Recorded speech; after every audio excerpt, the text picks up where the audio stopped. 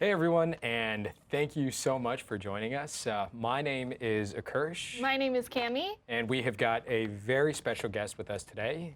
This is Tim. Tim. Hi, Cami. Hi, Kirsch. Thanks. I'm Tim McCarth. I'm Director of Technology for Mobile and Emerging Platforms for Discovery.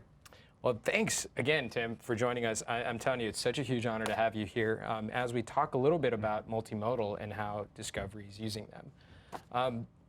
So let's actually go ahead and kick this off, Cami. Yeah, so today we're talking about multimodal. This is the second session of today, and let's dive right in. So when you think about Alexa skills, obviously you'll think voice-first technology, things that you can do on Alexa. But what we found on the Alexa Skills Kit team is that customers are more engaged with multimodal experiences. So we're expanding our multimodal family. We have millions of Alexa-enabled devices that feature screens. And with that, we wanted to announce the Alexa presentation language. It's a way for developers to build multimodal visual experiences in their Alexa skills. And Tim has some experience with that. And so he's going to kind of tell us about his experience today, things that work for him, things that don't, and yeah. And before we do that, though, Tim, you know, we got to ask some serious questions because our viewers got to know. Our viewers got to know. So let's start with this. Now, Tim, if you had to pitch yourself to the community, how would you do it? Okay, no pressure. I'm about to have the entire Alexa community potentially swipe left on me. So personally, like I come from both a design and an engineering background. I'm a graduate of an art and design school, but I also grew up around computers. My father was a programmer since about 1963. He started working at a machine works factory. So, you know, we were kind of programming in BASIC and COBOL back in the 1980s, doing some, early work on the IBM PC.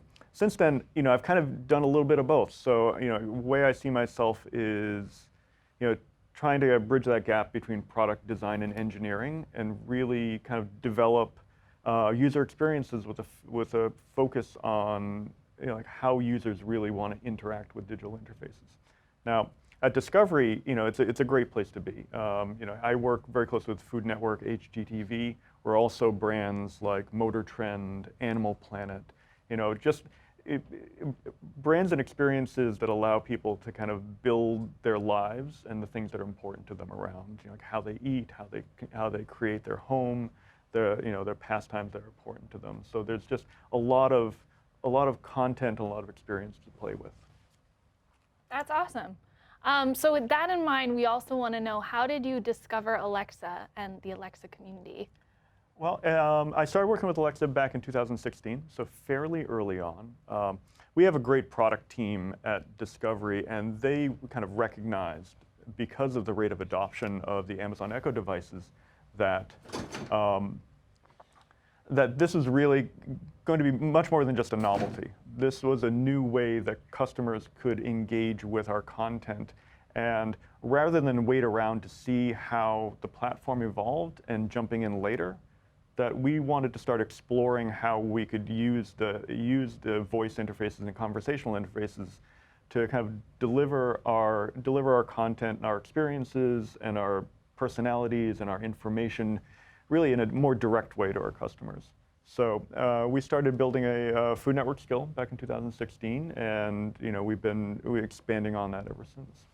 Nice, yeah. And speaking of evolution, I think like what you did right there was a little bit reflective of the journey a lot of us have had with Alexa, right? And if we kind of took a look at this timeline that we just brought up, it seems like about every 10 years there's this inflection in the way that we interact with technology, right? And this is the present paradigm that we're in, this paradigm of voice user interfaces. And so it's interesting to see that your technology story kind of evolved to put you in the right place at the right time, where VUIs are really, really beginning to take off. And what I think, earlier to the point that Cami made when she was talking about these multiple modalities, right? How do you connect a voice across many different device types? That's what we're really kind of seeing as like this new forward position.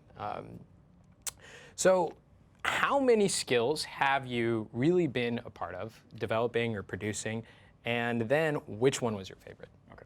So actually, primarily one. So I know there are tens of thousands of skills out there.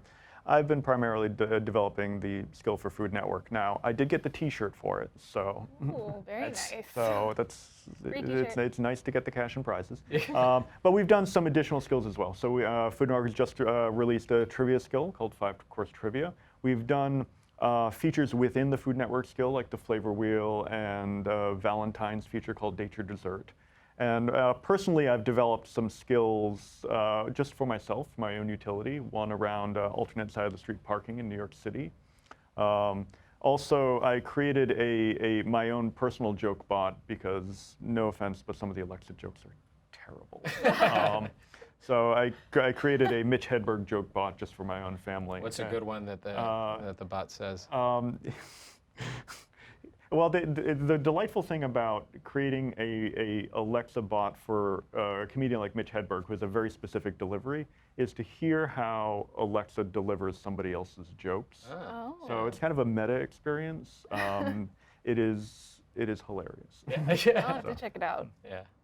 Cool.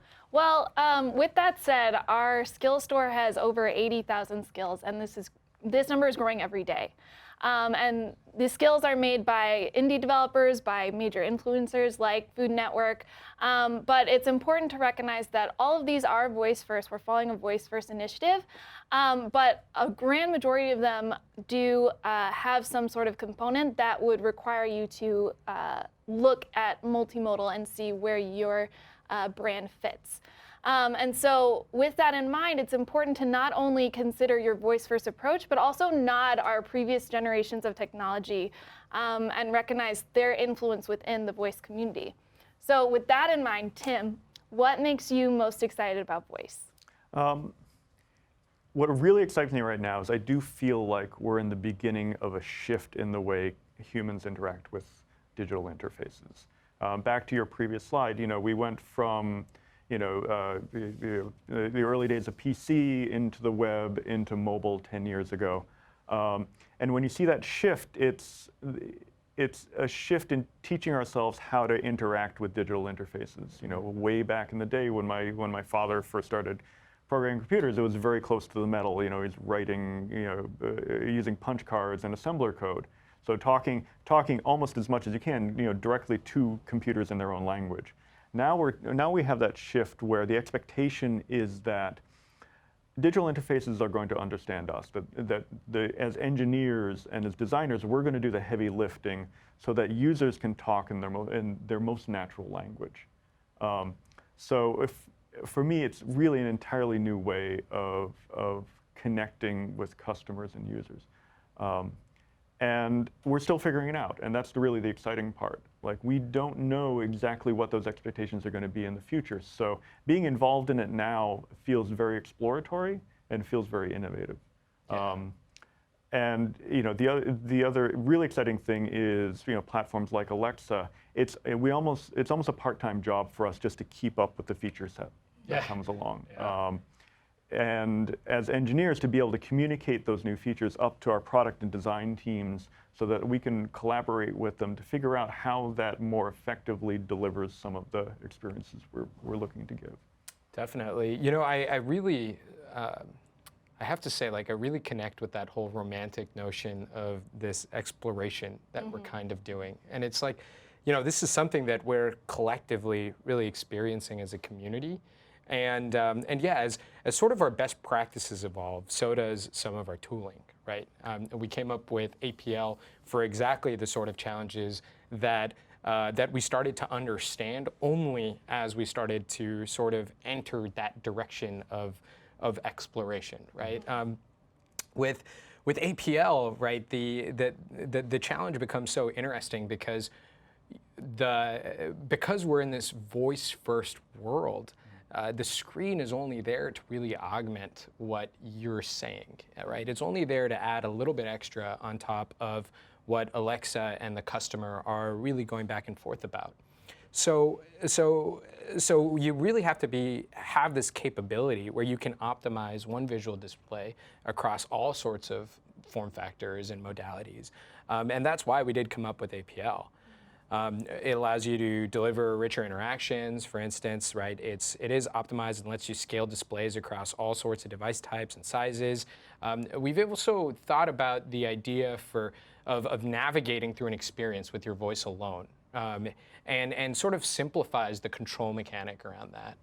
Yeah, well, and it's interesting too because when we think about conversation, this is one of the first things that we learn. Like you teach your baby how to talk. But now with touch, if we look at mobile and even like some things on the web, touch is becoming so second nature to us as well. And interacting with screens, kind of taking it into our dimension. And so we were hoping with the Alexa presentation language that we can kind of marry the two of those. Yeah. Taking conversation and this second nature touch experience and bringing them together. And so it's important when you think about developing your multimodal skills, how can you marry your vui with your GUI? And so with that, Tim, we want to know, what's your perspective on multiple modalities for voice interfaces? I am in favor of them. Yes. That's good. Same. But I mean, I think it's a really fascinating problem because I think one of the shifts in application design is that you're creating a single application that is meant to be delivered on anything from an Echo Dot, a small speaker, to a smart screen on your counter, to a connected TV, to auto, to headphones. It's all the same experience, but you have to tailor that to not only the device capabilities and the device modality, but the way the users are expected to be using that device in their current situation. So when you're thinking about delivering a response through Alexa to a customer on a particular device, how do you change that response to make it fit their situation if they're, if it's on their night table, Right. or if they're standing 6 feet away from it on a kitchen counter? What are the expectations on how much attention they're going to be paying to that screen? So, for example, if you're delivering a response to a connected TV, you can expect that they're going to be actually paying attention to that screen because they're in lean back mode.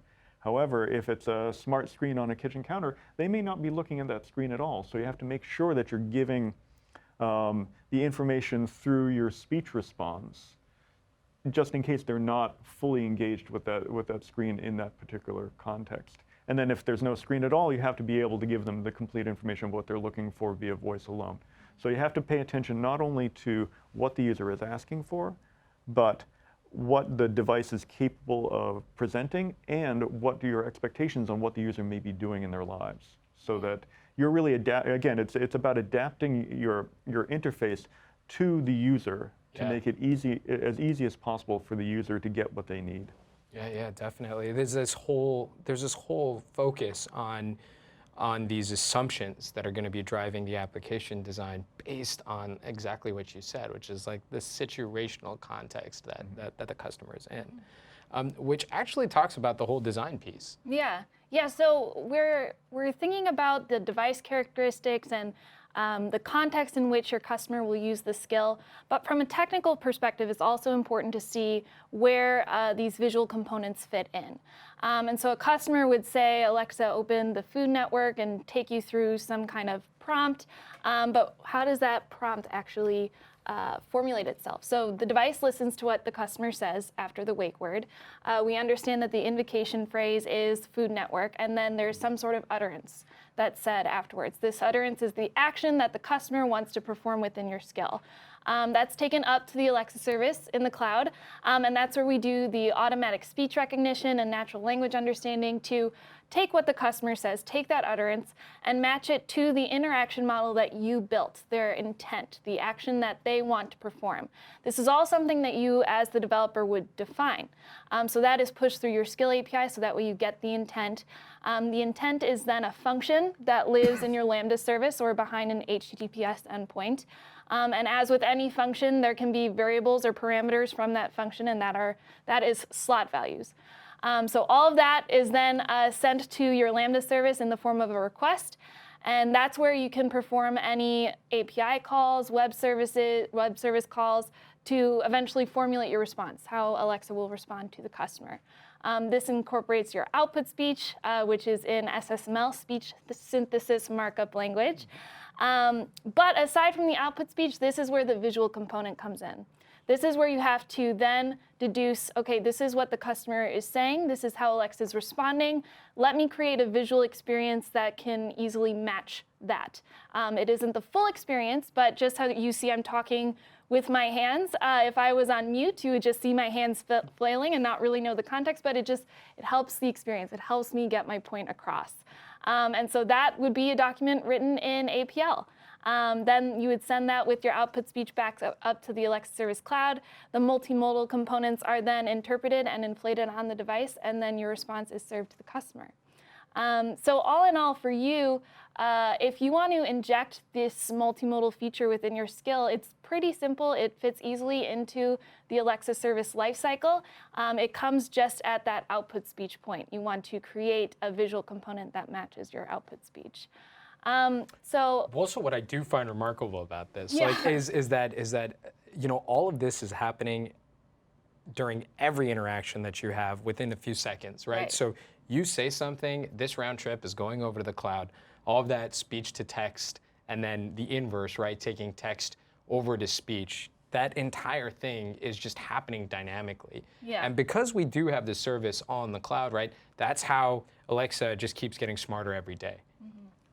Yeah, you're getting the most up-to-date Alexa, basically. Yeah. So we explained, obviously, this high-level build process for developers, but Tim, what's your skill building process like? Tell us a little bit about that. So the way we approach building conversational UIs is to start with the approach that every user interface is conversational. I mean, and I mean everyone. So if you're building a system, think of every interaction as part of an ongoing conversation with conversational context, and design those interactions with that point of view. So when we get together with teams to build these systems, we really start conversation first, instead of starting visual UI or systems design first. If you're the application, we get people in the room and we role play. Like one person will be the application and knows a certain set of information and can communicate it. How would you talk to that application, that person, in a way that most naturally gives you that information, using the minimum of visual feedback that's necessary to give you what you need? The minimal of text input, the minimal of haptic input. Like, what is the easiest way to use people's natural language in order to fulfill their, some utility or some entertainment or whatever?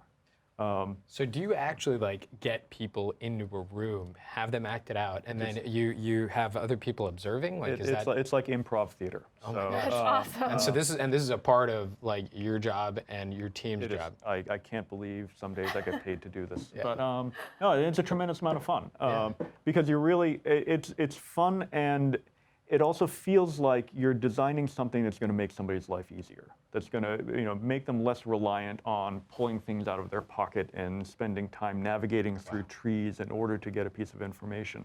Like, what is the easiest way to get somebody what they need so that they can move on with their day? One of the other things I love about voice assistants is that they're also kind of social. People interact with voice assistants with other people in the room, so you can play into that as well and make something that it's an experience that people can share with each other. Right. So you're not only just engaging with the device, and Cami and I face this all the time in the office, where our desks are next to each other. So, and you can imagine we get a device. So, if we're talking to each other and Alexa interrupts, then suddenly it's a three-way conversation, not just like us and Alexa or us and each other, really. Yeah, it's interactive. Yeah, it's interactive. So now you've got all the people in a room, and you do this improv. Like, what happens then? You build out a script, and then how does it eventually get to engineering? Well, actually, we have engineers participate in this as well. We try to have highly collaborative teams because we feel like as engineers are observing these conversational patterns, they're closest to how the platform can actually work and how we can design it from a technical point of view. And they have some more insight on some of the features that could assist with some of those conversational patterns. So it's a combination of engineering, interaction design, what language is being used in order to fulfill requests, and how do we break those requests up into intents and slot values. Yeah. And, what are our domain lists going to look like? How do we map, at every point in a conversation, how do we map out what are the actions that make sense within that conversational context? And especially, and I think this is one of the most important parts of designing conversational interfaces, how do we recover from unexpected input?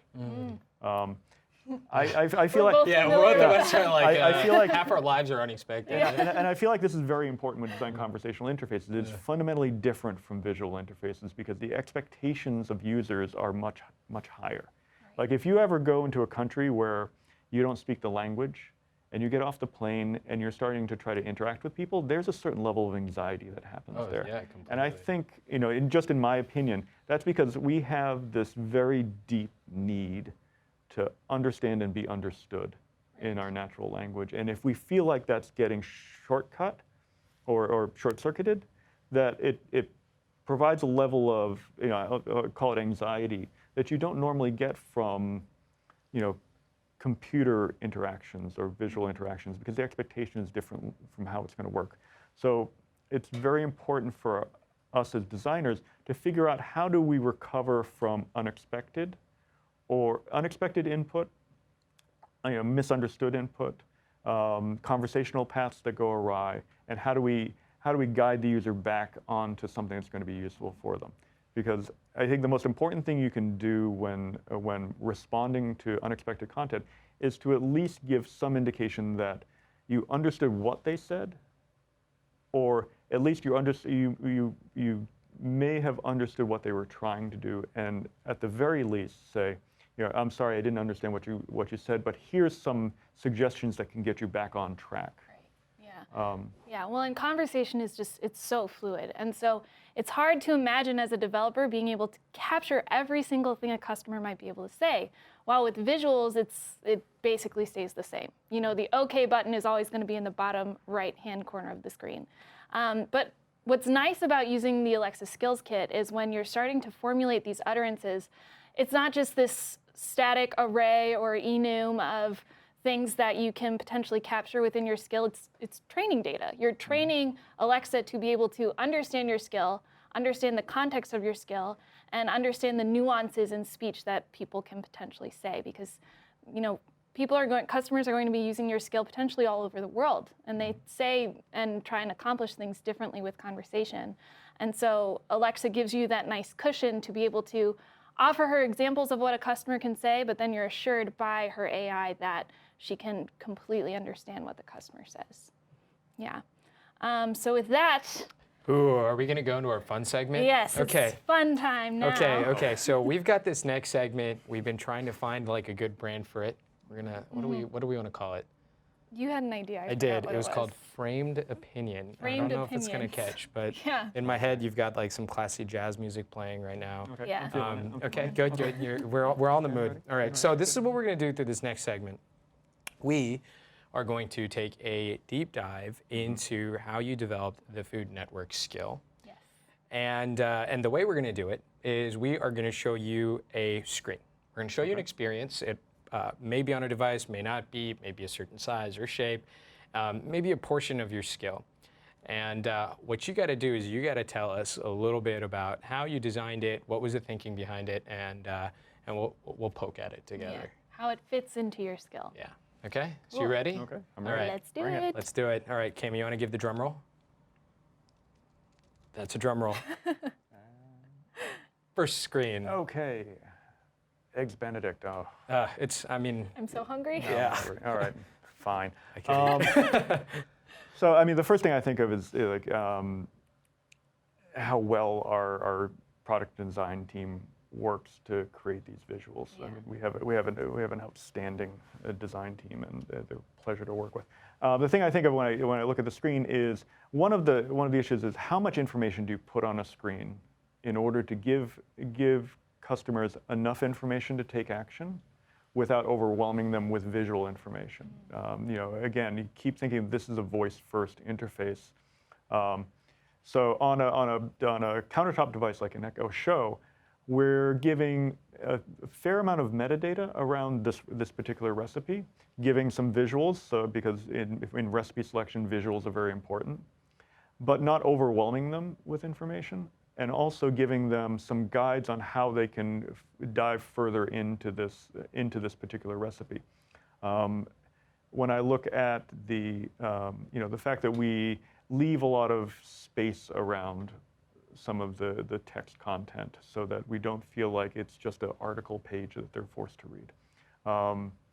Being very consistent around the way we position the buttons at the bottom. And for us, the buttons are haptic input, so you got to design them in a way so that users know they can go and touch them if they want. But they're also guides that reinforce the verbal prompt.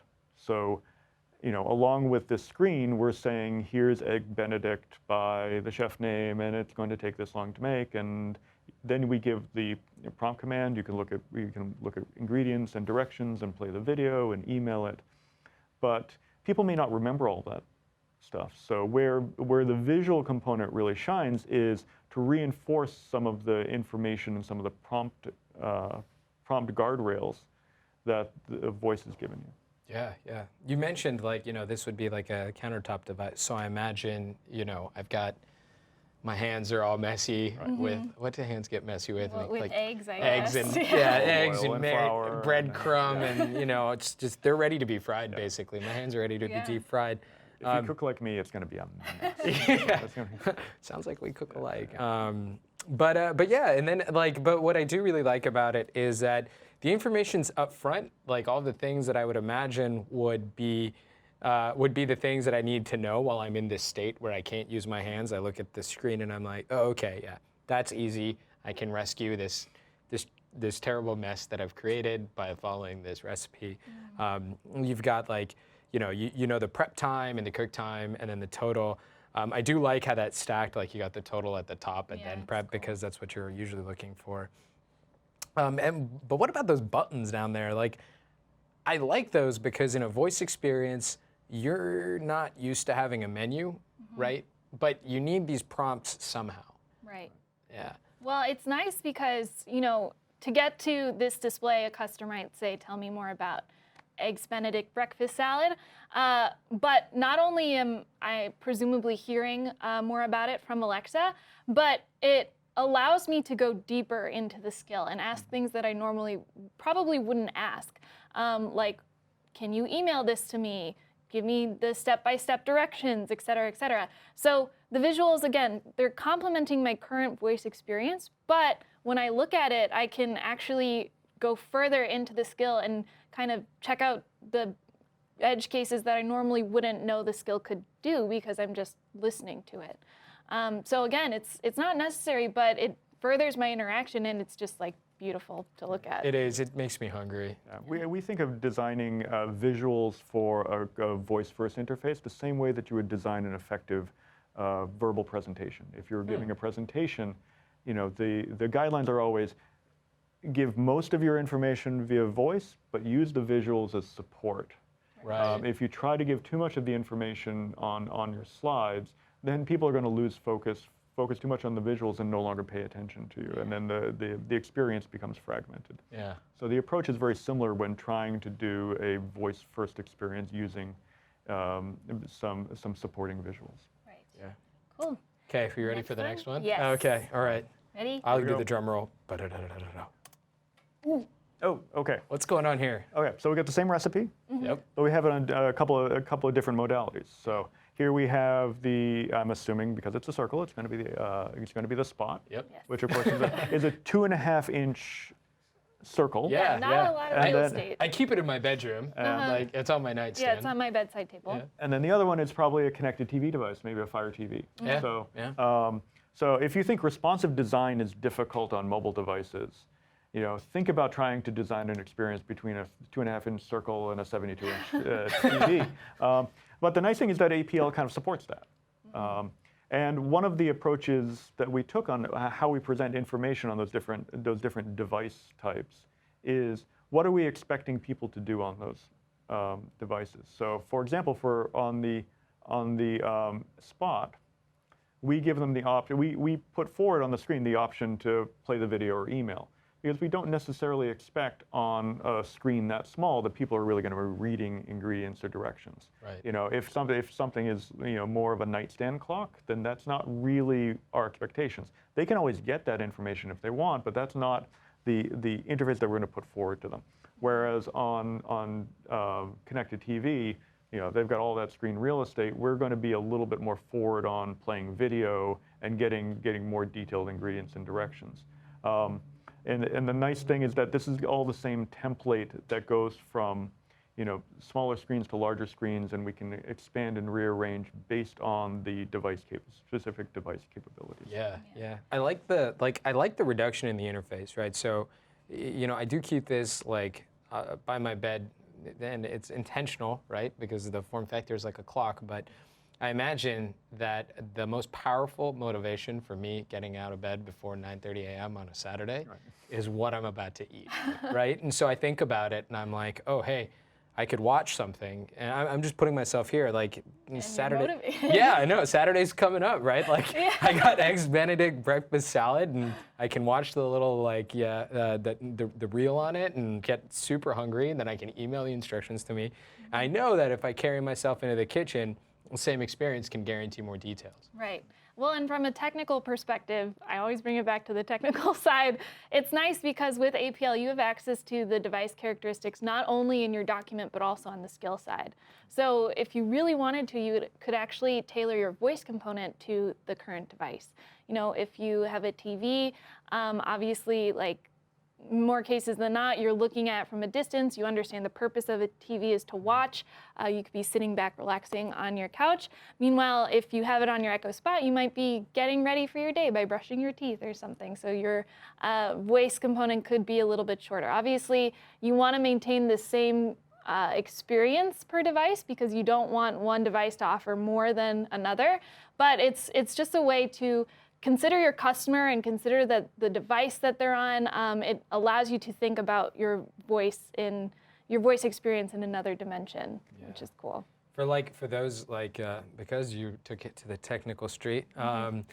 There's also this this API inside the APL document called the when statement, right? And that is what really you set, and based on the viewport, you can manipulate the type of document that's going to be displayed to the customer, right? It's a very scalable way to do it, and that's how you can ensure that there's a continuity in the design, but you're still taking their situation and the device form factor all into consideration. Yeah. So a when statement essentially is a condition, and if the device or anything you inject into your document fulfills that condition, then you can inflate different parts of your display, which is cool. So. And the nice thing about that is, as new devices come on the market, and new Alexa modalities are coming out every couple of hours. People are all the time. People are very busy. Yeah. You can adapt your APL to tailor the experience for those specific devices without having to rewrite it. Yeah. It's very scalable, as you said.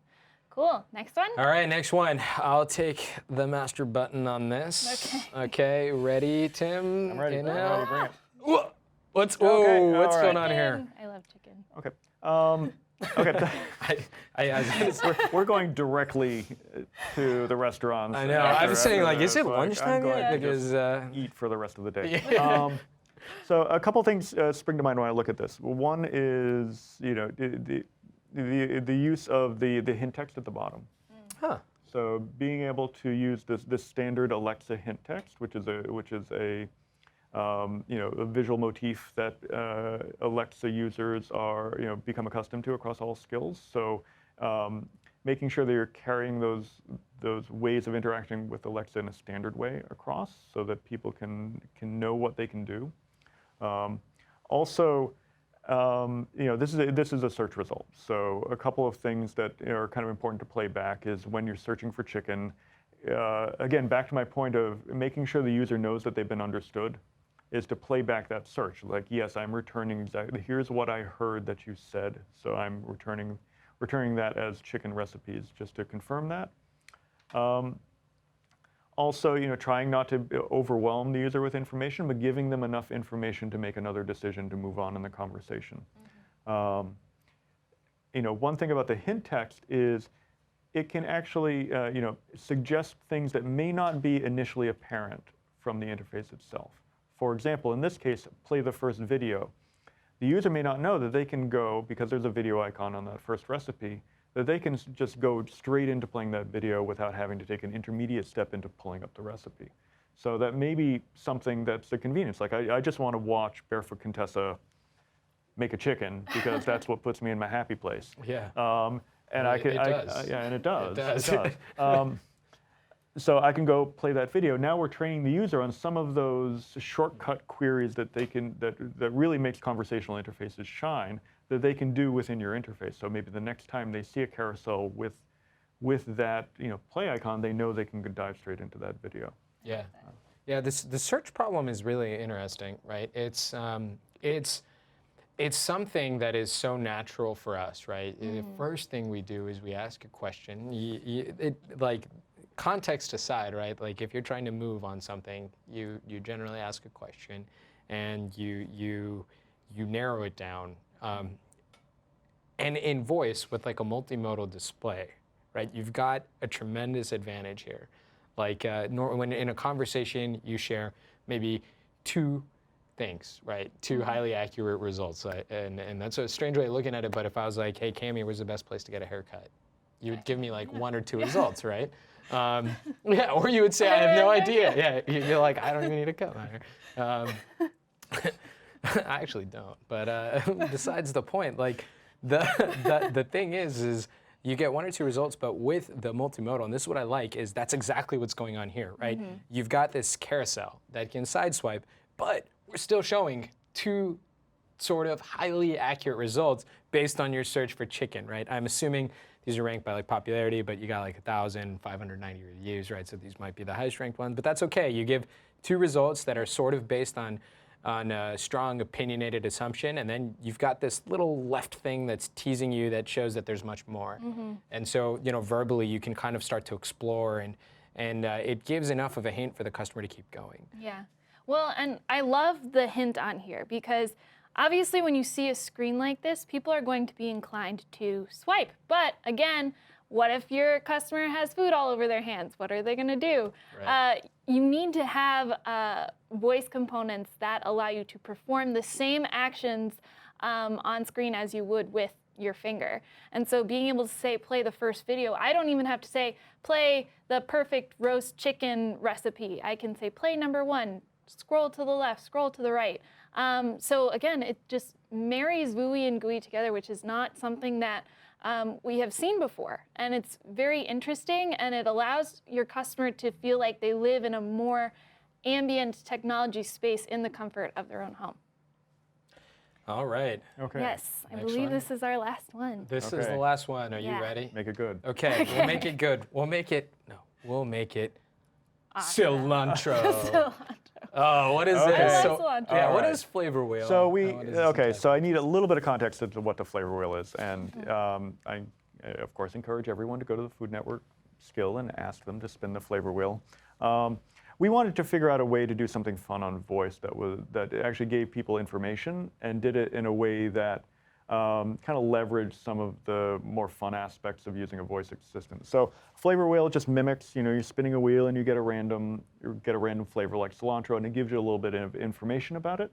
And it also allows you to get a recipe so you can see exactly what you can make with it. Now, to mimic that spinning sound, we did some experimentation with SSML and the Alexa voice to make kind of a beeping, booping spin sound that, again, I encourage everyone to go and experience. But my favorite part is we figured out how to make Alexa say bing right at the end, which still to this day just absolutely kills me. And we use some of the custom directives available in APL. So when we're doing the interstitial screen where we're showing the wheel as it's spinning, we use the slideshow feature. And then when the wheel is finished, we go to the next slide, which is going to be this screen, and use karaoke mode to highlight the text as it's going down. So allow the user to follow along longer pieces of text as it's being read to them, and also build up that tension as they're spinning as to what they're going to get. So use a little bit of animation to provide some visual interest, but also most of your information coming verbally, and also playing around with the Alexa voice, and using some of the native SSML capabilities to add a little bit of character and add a little bit of fun. It's those little touches of customer delight on top of the usable information that really makes an experience shine. So what you're saying is this is a fully spec'd out feature. This is basically. a fully spec'd out. Yeah. I like the idea of it, and for a few reasons. One, my favorite conversationalists, they are always full of surprises, right? I think, I've got a very funny friend, and no matter how many times you ask him how they're doing, the answer is always different and really unique.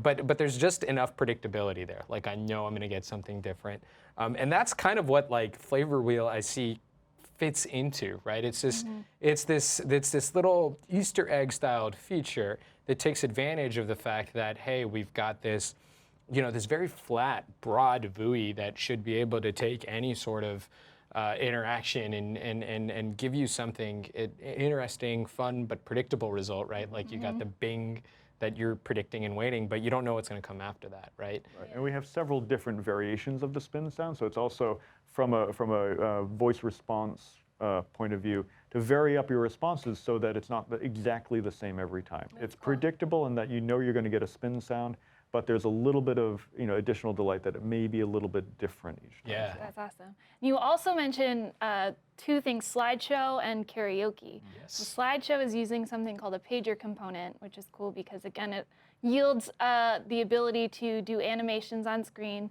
And then karaoke mode, that is something that is both connecting voice and visuals again.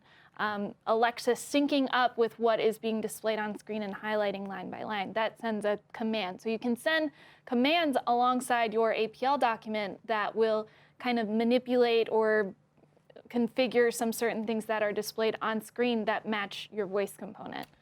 And if you think about it, it may sound simple that's what's going on because you're like, oh, hey, text highlighting, right? But it's a tricky problem, right? Because you want to create this entire language and this presentation technological capability to scale across locales and scale across languages and scale across inflection that you create through SSML, right? You don't want it to be disjointed. You don't want it, and someone may use prosody and pitch to change the way that the speech is being spoken, which then changes just minutely, the speed of the language, right? You don't want to have to design a separate APL document and a separate, screenshot for every single locale. Instead, what you do is you create the binding between the karaoke mode, the visual template, the text, in the APL document, and the speech response API that's coming out from Alexa, and that's how you get that experience. There's one more thing that I really like about this. It's like the giant cilantro in the back, yes, with their gray border, but I do like the spin again button. And that's because I can just imagine I would spin that thing until I found something I really wanted to eat or liked. Right. Yeah. Yeah. So if you're someone who thinks cilantro tastes like soap, you can click spin again for something else.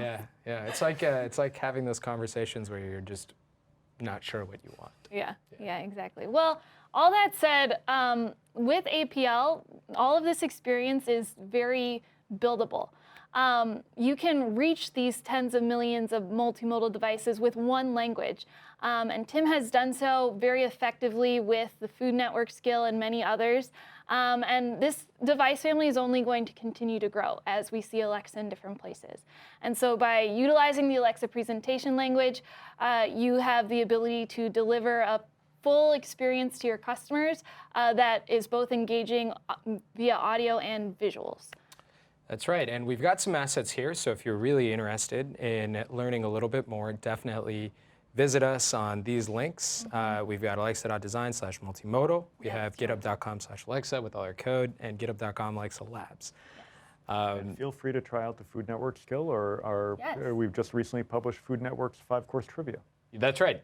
definitely check that out. And the flavor wheel. And Yes. the flavor wheel. So thank you again for joining. It was a pleasure to host both all of you guys and you as well, Tim. Yeah, thanks, Tim. Thank you so much. It was You're a the lot of best. fun. Yeah, and remember to complete the survey and enter the raffle. Yeah.